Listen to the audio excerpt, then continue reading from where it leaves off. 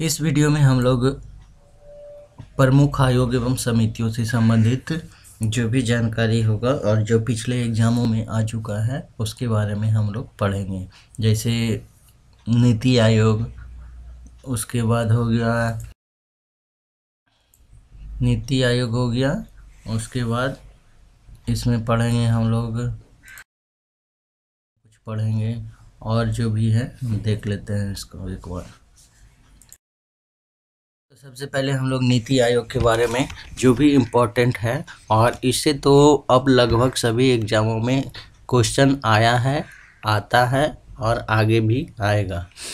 तो सबसे पहला जो है नीति आयोग का फुल फॉर्म क्या होता है? नीति का NITI, national institution for transforming India.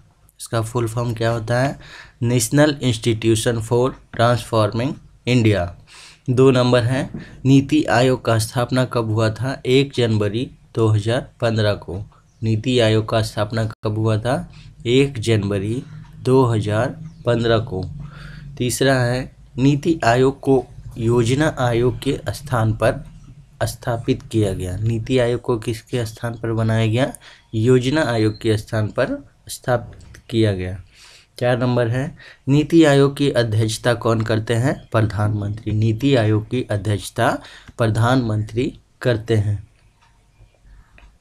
5 number है, यह सरकार के थिंक टैंक के रूप में भी जाना जाता है। ये क्वेश्चन आ चुका है पहले कई एग्जामों में। नीति आयोग सरकार के थिंक टैंक के रूप में भी जाना जाता है। इसको एक बार फिर से देख लीजिए। 1 नंबर क्या है? नीति आयोग का फुल फॉर्म, नीति का NITI, national institution for transforming India. National institution for transforming India. 2 है, नीति आयोग का स्थापना कब हुआ था? 1 जनवरी 2015 को। 3 है, नीति आयोग को योजना आयोग के स्थान पर स्थापित किया गया है। 4 नंबर है, नीति आयोग की अध्यक्षता कौन करते हैं? प्रधानमंत्री करते हैं। 5 नंबर, यह सरकार के थिंक टैंक के रूप में कार्य कर। चलिए अब आगे देखते हैं। नीति आयोग के प्रथम उपाध्यक्ष कौन थे? अरविंद पनगड़िया। अरविंद पनगड़िया। 7 नंबर है, वर्तमान में नीति आयोग के उपाध्यक्ष कौन है? राजीव कुमार। वर्तमान में नीति आयोग के उपाध्यक्ष कौन है? राजीव कुमार। 8 नंबर, यह आयोग केंद्र एवं राज्य सरकारों को राष्ट्रीय व अंतर्राष्ट्रीय विषय पर परामर्श देता है। नीति आयोग क्या करता है? केंद्र एवं राज्यों दोनों की सरकारों को राष्ट्रीय व अंतर्राष्ट्रीय विषय पर परामर्श देता है। अब चलिए आगे देखते हैं। राष्ट्रीय विकास परिषद, जो कि योजना आयोग के समय भी कार्यरत था और नीति आयोग के समय भी यह कार्य कर रहा है। राष्ट्रीय विकास परिषद। राष्ट्रीय विकास परिषद की स्थापना कब हुआ था? 6 अगस्त 1952 को किया गया था। राष्ट्रीय विकास परिषद की स्थापना 6 अगस्त 1952 को किया गया। दूसरा है, राष्ट्रीय विकास परिषद केंद्र और राज्यों के मध्य सेतु का कार्य करता है। राष्ट्रीय विकास परिषद क्या करता है? केंद्र सरकार और राज्य सरकार के मध्य सेतु का कार्य करता है, यानी जोड़ने का काम करता है केंद्र और राज्य सरकारों को। 3 नंबर है, इसका अध्यक्ष प्रधानमंत्री होते हैं तथा भारतीय संघ के सभी राज्यों के मुख्यमंत्री इसके सदस्य होते हैं। राष्ट्रीय विकास परिषद के अध्यक्ष कौन होते हैं? प्रधानमंत्री। और इसके सदस्य कौन होते हैं? भारतीय संघ के सभी राज्यों के मुख्यमंत्री इसके सदस्य होते हैं। चलिए अब आगे वित्त आयोग के बारे में हम लोग इसमें पढ़ते हैं। पहला है, भारतीय संविधान के अनुच्छेद 280 के तहत राष्ट्रपति प्रत्येक 5 वर्ष पर वित्त आयोग का गठन करते हैं।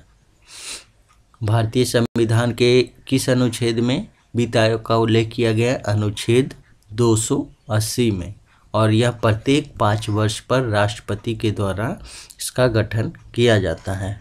2 नंबर है, इसका प्रमुख कार्य केंद्र और राज्यों के मध्य राजस्व का बंटवारा करना है।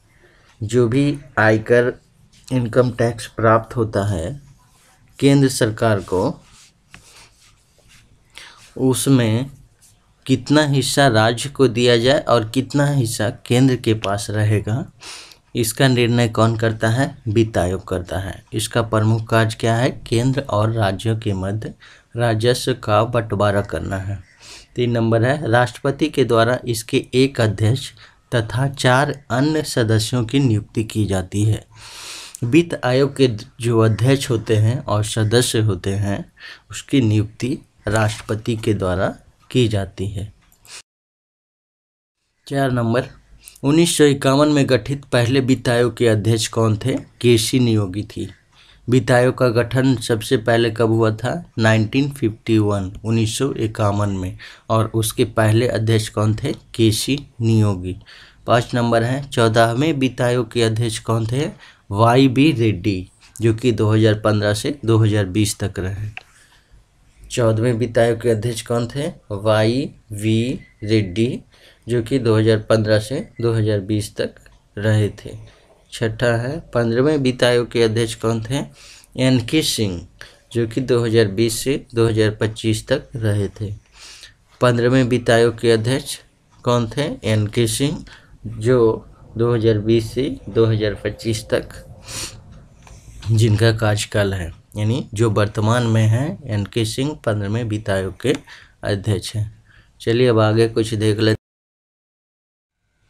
इसमें हम लोग आगे अब देखेंगे भारतीय और विदेशियों को प्राप्त अधिकारों में अंतर, यानी कि उस अनुच्छेद के बारे में देखेंगे जो मूल अधिकार भारतीय को प्राप्त है और कौन सा ऐसा मूल अधिकार का अनुच्छेद है जो भारतीय और विदेशी दोनों को प्राप्त। इसमें देखते हैं भारतीय नागरिक को प्राप्त मूल अधिकार। इसमें जो मूल अधिकार है केवल भारतीय नागरिक को प्राप्त है। कौन कौन सा अनुच्छेद में है? 15, 16, 19, 29, 30। इस अनुच्छेद में जो भी मूल अधिकार का उल्लेख किया गया है ये केवल भारतीय नागरिकों को प्राप्त है। यह क्वेश्चन बहुत इम्पोर्टेंट है और बहुत सारे एग्जाम में आ चुका है। केवल इसको याद कर लेने से, यानी कौन कौन केवल भारतीय नागरिकों को प्राप्त मूल अधिकार है, ये अनुच्छेद याद कर लेने से इधर वाला अनुच्छेद जो भारतीय और विदेशी दोनों को प्राप्त है आसानी से याद रहेगा। इधर 5 याद करना है बस। अनुच्छेद 15, 16, 19, 29, 30। 15, 16, 19, 29, 30। और इधर अब देखते हैं भारतीय और विदेशी नागरिकों, यानी दोनों को प्राप्त, भारतीय के साथ विदेशी नागरिकों को भी प्राप्त है। वह कौन कौन सा अनुच्छेद है? अनुच्छेद 14, 20, 21, 21A, 22, 23, 24, 25, 26, 27, 28। ये सारे अनुच्छेद में जो मूल अधिकार प्राप्त है वो भारतीय नागरिकों के साथ साथ विदेशियों को भी प्राप्त मूल अधिकार है। इस प्रकार यह वीडियो समाप्त हुआ। धन्यवाद।